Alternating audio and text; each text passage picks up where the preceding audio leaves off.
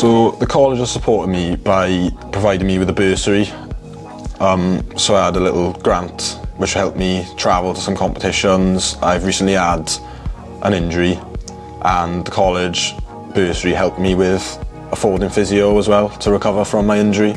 I think doing A-level PE as well as playing high-level sport at the same time has allowed me to sort of use my sport in PE. So for the coursework that we did, obviously I did it on high jump, and it allowed me to look really in depth and in detail into high jump because we had to analyse our performances. So using college resources, I was able to analyse my biomechanics and do fitness testing, which also helped towards my athletics as well as my coursework.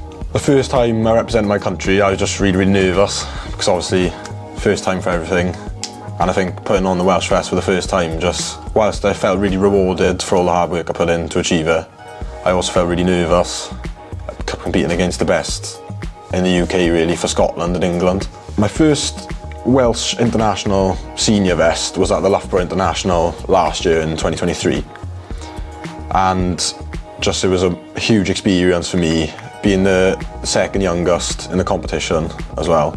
It was so nerve-wracking, but again a great experience, and I think it felt really rewarding to finally represent my country at a senior level, being only an under 20 or 17 years old, as I put so much hard work into training to get there.